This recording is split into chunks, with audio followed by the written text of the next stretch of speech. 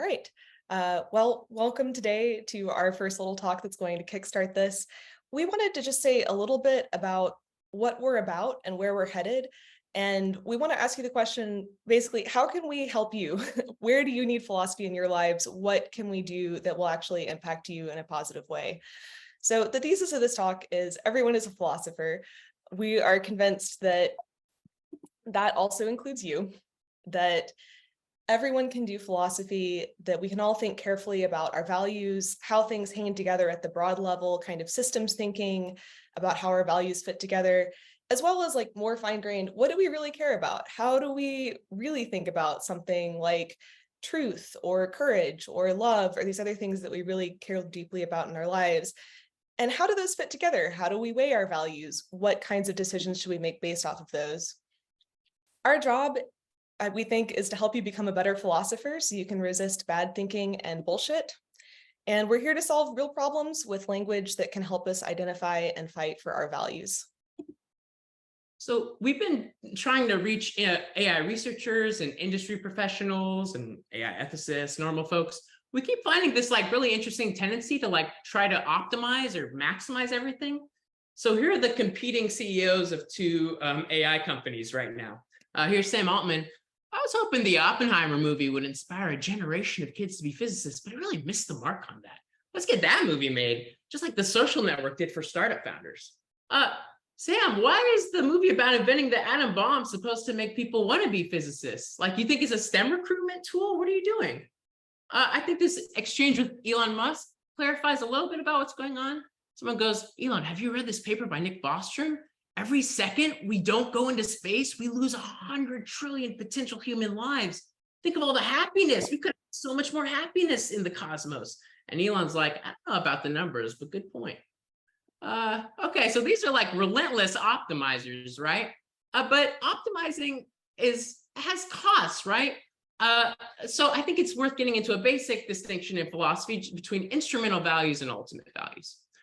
With instrumental values, we're talking about something that's useful for what it can get you. So something like money can get you goods and services, but a life organized just around getting a bunch of money is like empty and pointless.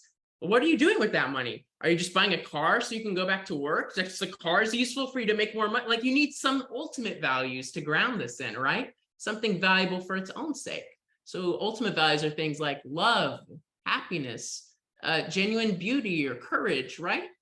And you can't optimize these because they're plural. Our values are incommensurable, which is a fancy word for not co-measurable.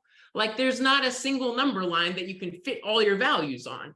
How does my first kiss compare to my week vacation in Cancun? Is the week in Cancun 2.3 times more valuable? Like, that doesn't make any sense. So you can't fit all your values into a number line, and so you can't optimize.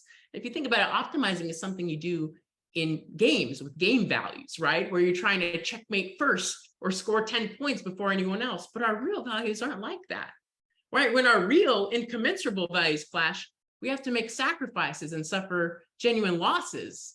It's not just an optimization problem where we're making trade-offs and trying to get as much ultimate value as possible.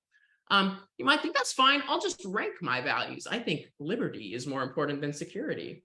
That can help a little, but like only so much, because you still have to make real choices, like in particular contexts. And so like value clashes pose dilemmas for us about who we want to be and what kinds of lives we want to live. So in the end, we are AI virtue ethicists, which is like a radically different framework for thinking about value. And it's going to take some work to bring that to folks.